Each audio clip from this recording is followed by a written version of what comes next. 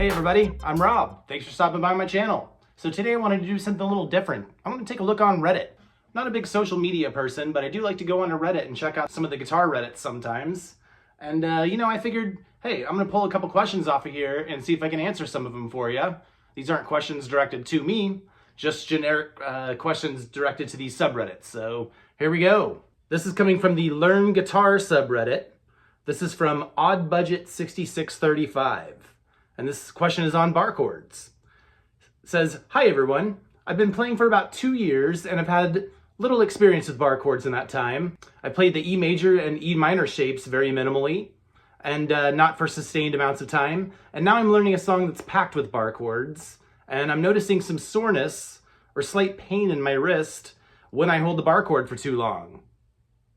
It happens. Is it normal to feel that when first using bar chords for reasonably large periods of time? Yes, it is. My wrist doesn't hurt once I stop playing. It just feels kind of tight or fatigued. Any advice is greatly appreciated. All right, well, Odd Budget 6635, we're going to see what we can do about that. So the first thing you want to do, and a lot of people forget about this part, since we're using our hands so much, and especially if you aren't used to playing guitar, you want to do some stretches. So here are 3 stretches that you want to do that are going to help you out with this. You want to do this every time before you play and after you play. I used to just shred for a long time for years, and once I got to be about 19, 20 and playing in bars and playing for long periods of time in jam bands and stuff, I started to notice a lot of soreness and pain in my hands and wrists. And actually my fingertips would go numb, but until I started doing this exercise. So here is what I like to do. So one thing you want to do is you want to just stretch your wrist muscles and tendons and stuff. So, this is a little guitarist muscle here. This thing used to swell up to the size of a golf ball after I would get done playing. That's how bad it would get. So put your hand out like this. Take your other hand. Pull these fingers forward. Take about 3 or 4 breaths. Then you want to do that downward. Pull your fingers back for a few breaths. I like to go by breaths instead of seconds. I think it gets the blood flow going. Then the last one, you want to go palm up to the sky. And then, oh my gosh, that's amazing. You want to pull your fingers down to the ground and take a few breaths. All right, so that's the first thing that you want to do when you get into playing bar chords or trying to shred and stuff for long periods of time. It's just a general good practice to do, along with some basic warm-ups.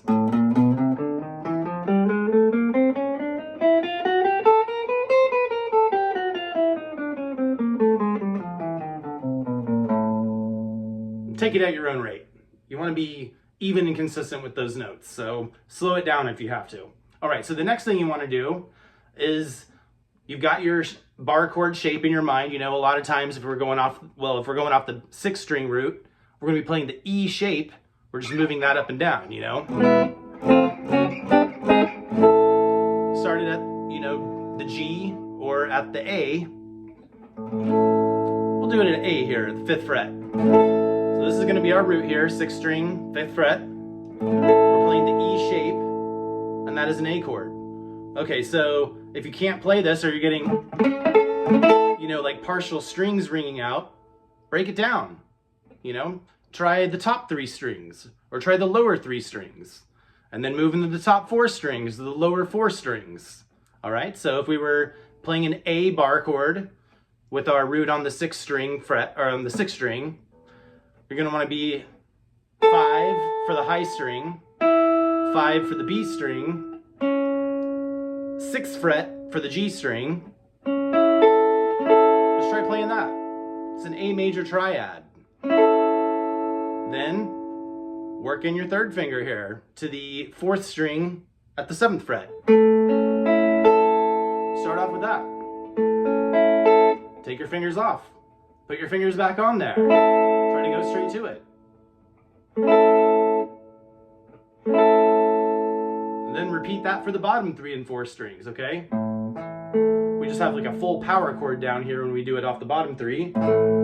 And that's a good way to just start getting around and getting your hands in place. Because you're already going to be laying this 1st finger down across the fretboard. All right?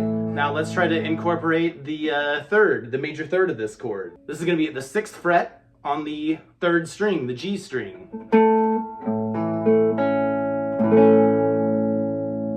All right. There's 4 strings. Try to work it into 5 strings from the bottom.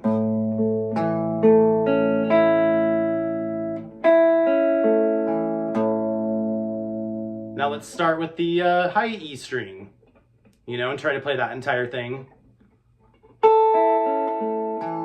Down to the 5th string. Right there, 5th string, 7th fret. So the main thing is, don't get too frustrated. When I'm on Reddit, on both the Learn Guitar subreddit and the Guitar Lessons subreddit, I think really the most common thing I see, and almost every other day somebody's posting about how frustrated they are with bar chords. And yes, they are very frustrating. It takes a long time to learn it, and it takes a lot of pain and perseverance to get through it. But keep trying, keep at it. It could take months, it could even take years, but just sprinkle it into your practice routine, and you're gonna get it down eventually, and then you won't ever have to worry about it ever again. So keep at it with the bar chords. Okay, so another thing you want to do is move it around. Move those bar chords around, Try moving around at your dotted positions here, at G, A, B, and then, D flat or C sharp. And I have one at F down here, so. Ooh.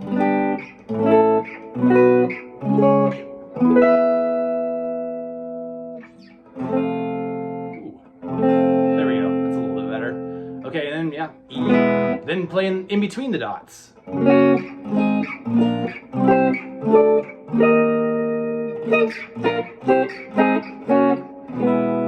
We're just practicing here. We're not really making music, You're trying to get better at your instrument. So yeah, don't get frustrated with that stuff. I'm going to move on to the next Reddit question here. And this is related to the bar chords. So this is on the Guitar Lessons subreddit. And this is from Shawarma56, which shawarma is one of my favorite things to eat, by the way. But the title says, F chord sucks. How do you learn this chord? How much time did it take you to learn this one? Yes. Yes, shawarma. F chord does suck. But like I said previously, it takes perseverance. It takes a lot of time, pain, and practice. No pain, no gain. It takes a long time. And this is why a lot of people, between the time of playing Guitar Hero and Rock Band and stuff like that, to the time you actually start picking up a guitar, this is a very common pain point. Pun intended. Bar chords are tough. Okay, so the F chord, you're down here. The reason why it's so tough is because these frets are so spread out, And it's very close to the nut of the guitar down here. So there's a lot of tension going on. You just have to be persistent and persevere through this. But use the same method, Try, starting from the high E string and moving downward. 1, 1, 2, 3. Start off with that. That's not F. We'll stay down there. And then try it from the bottom moving up. So 1, 3, 3, 2. Just try that. When you're doing the bar chords, that is a good thing. Get comfortable with something. Something that makes sense. You want to make sure that you have your root note in there. You want to make sure that you have your third, whether it's a major or minor third. And you want to make sure that you have your perfect fifth. If you don't know these, maybe check out my intervals video or my chord structure video. That might help you out a little bit. But yeah, get comfortable with these.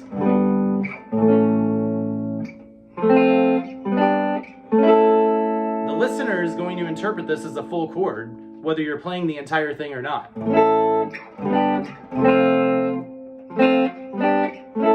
you're playing with the band, you're going to have a bass player, playing those notes and filling them out. So you can even play, you can cheat. That's the beautiful thing about guitar. You're not actually cheating, you're playing the notes here, but you can be lazy with it.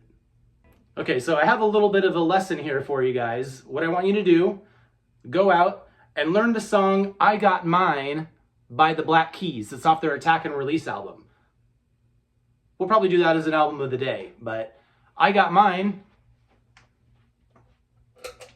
they do this fun little rundown here and going down chromatically. So you're basically just going down 1/2 step at a time.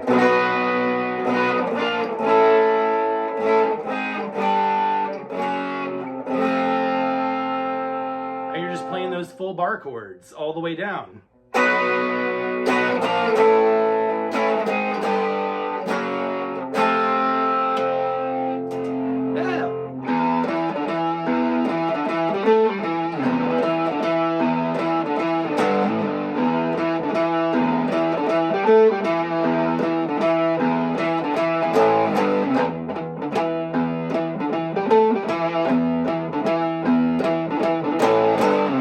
Let's go ahead and move on to album of the day. So for today's album of the day, I want to highlight, like I said earlier, Attack and Release by the Black Keys. I think this one gets overlooked a lot of times because, you know, it kind of came out before Brothers and El Camino, which were huge hits and turned them into a giant success. But this one really has some incredible songwriting. I think probably some of the Black Keys' best songwriting and producing on it. By the way, that album was produced by Danger Mouse, who's one of my favorite producers. He also produced El Camino and Brothers.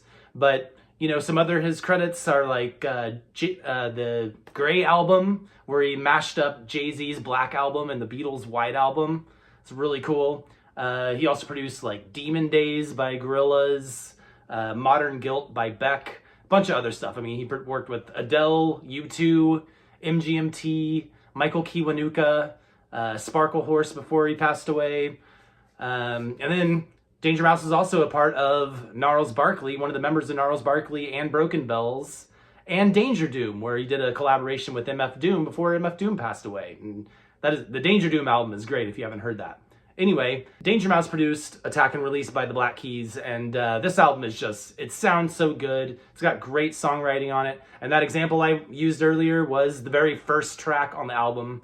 And it's one of my favorite tracks to play when I'm warming up. If I have to play a gig, I like to play that into a sound system because you just get full ringing chords, and just a great jam in the first place. So check out Attack and Release. All right, so that does it for today's episode. Thanks for stopping by.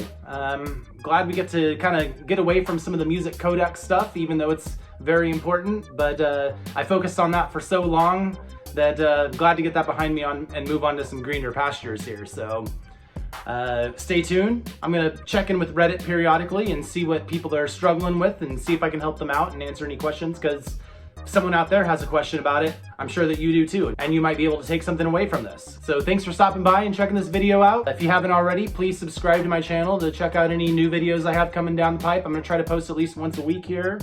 And also, if you like this video, if it helped you out, hit the like button. And yeah, comment down below if you have any questions about anything. I'd love to hear from you. Okay, so thanks again. See you next time, friends.